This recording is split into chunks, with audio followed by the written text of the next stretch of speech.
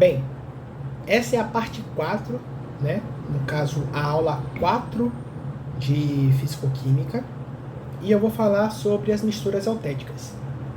Misturas altéticas são basicamente aquelas misturas que, quando nós pegamos um componente A e misturamos com o componente B, o seu ponto de fusão vai ser menor do que os componentes individualmente.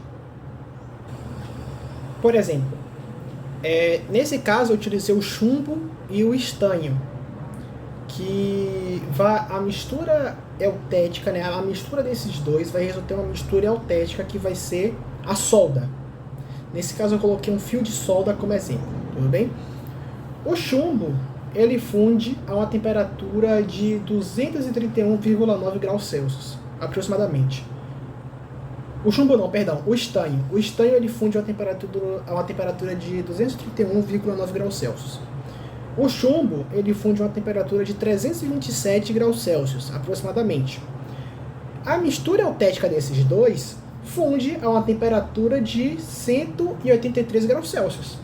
Percebe que diminuiu bastante quando você mistura os dois? Então, uma mistura eutética é basicamente isso daí. Além disso, o ponto de fusão deles é constante, ou seja, não muda. Se vocês perceberem aí, eles começam a fundir a uma temperatura única e eles não precisam passar por aquele processo de calor latente. Por exemplo, a água, né? Perdão, o metal, bora utilizar como metal, já que a gente está utilizando chumbo e estanho como exemplo. Se você fosse fundir o metal, ele teria aquele meio termo entre sólido e líquido, que fica maleável, parecendo uma massinha de modelar, correto? Então, uma mistura eutética, ela não passa por isso, entendeu? Ela vai direto para o outro estado. Sem, pelo menos na minha concepção, eu posso estar errado, mas eu acho que ela passa, só que não de forma perceptível, porque é tão rápido pra gente que a gente não consegue perceber, entendeu? Então, aos nossos olhos, ela muda de forma como se fosse instantânea. Então, é muito mais fácil utilizar misturas eutéticas, porque, por exemplo, na solda, há uma máquina, entendeu, que vai fazer esse processo. E essa máquina tem diversos componentes eletrônicos. Quando você coloca a temperatura muito alta, pode danificar esses componentes eletrônicos. Mas a partir do momento que você utiliza uma mistura eutética, além de você conseguir modelar mais fácil, porque ele passa direto para o estado líquido, né, pode-se dizer, ele não precisa fundir a uma temperatura extremamente alta.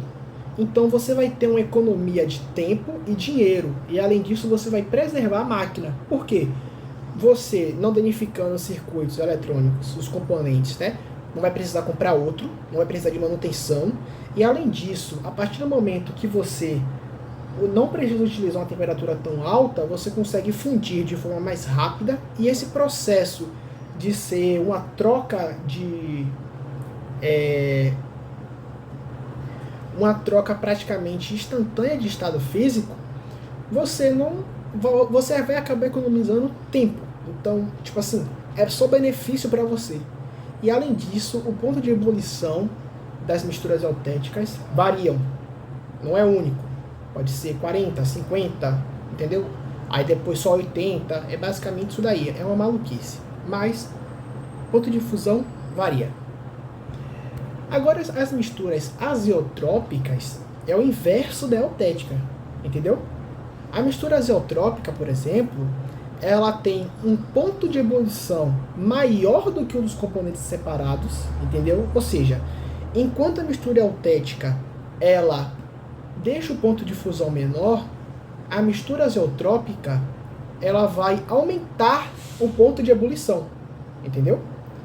E além disso, o ponto de fusão dela que vai variar e o ponto de ebulição que vai ser constante, entendeu? Mas você se pergunta, Samuel, se o ponto de ebulição dela é maior, vai ser mais difícil de transformar em gás, vai ser mais difícil de separar os componentes. Então, ela parece mais atrapalhar do que ajudar. Para que serve essa bomba? Bem, na verdade, ele serve de forma mais educacional do que prática, entendeu? Eles nos mostram, no caso a mistura azeotrópica nos mostra que a destilação ela não é o suficiente para, como posso te dizer, ela não é o suficiente para separar as substâncias. Água e sal, tecnicamente, é uma substância fácil de você separar. Uma destilação simples já basta. Por quê? Porque o ponto de ebulição do sal é muito maior do que o da água. Então, a partir do momento que você coloca o sal ali, né, aumenta bastante a temperatura, o suficiente para a água permanecer no estado gasoso, o sal vai continuar sólido. Então, a água vai subir, vai sair ali do recipiente e vai sobrar só o sal.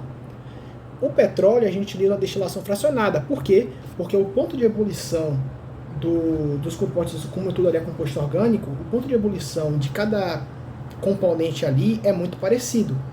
Então a gente utiliza da destilação fracionada, né, que utiliza daqueles pratozinhos que eu falei na aula passada, que tem um ponto de condensação ali. Beleza. Até aí não teve nenhum problema na temperatura. Nós conseguimos utilizar a temperatura ao nosso favor, correto? Mas na mistura azeotrópica, o ponto de ebulição é muito alto.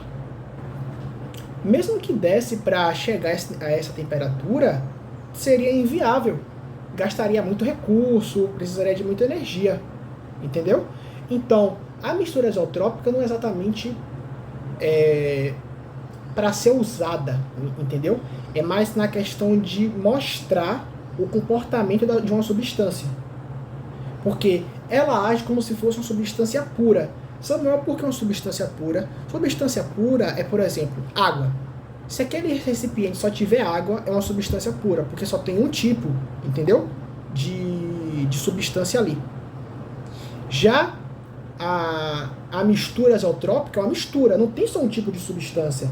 Mas quando você tenta separar ela, você não consegue, entendeu?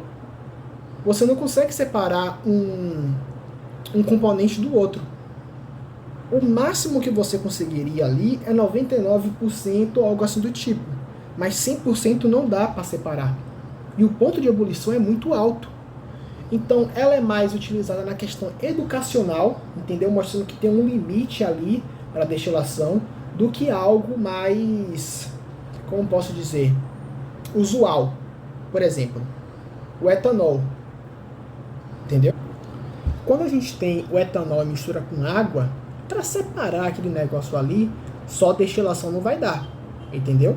Você, tipo assim, o etanol, ele pode ser concentrado até certo ponto, entendeu? Mas você não consegue pegar ele totalmente puro através da destilação.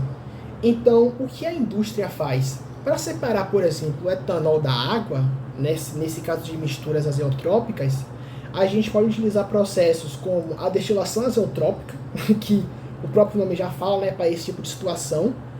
A destilação extrativa, que eu acho que já é bastante intuitivo o nome, né, extrair. E métodos tipo assim, como a desidratação, entendeu? Para aumentar a pureza do etanol. Não significa que a gente vai conseguir 100%, mas aumenta a eficácia de separar um do outro.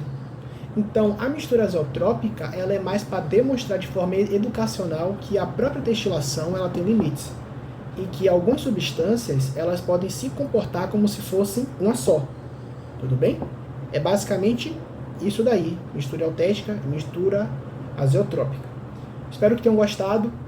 Beijo no coração de todo mundo. Essa aula ficou um pouquinho maior do que as outras, mas eu espero que vocês tenham entendido e não tenham ficado cansados de escutar minha voz. Tchau, tchau e até a próxima.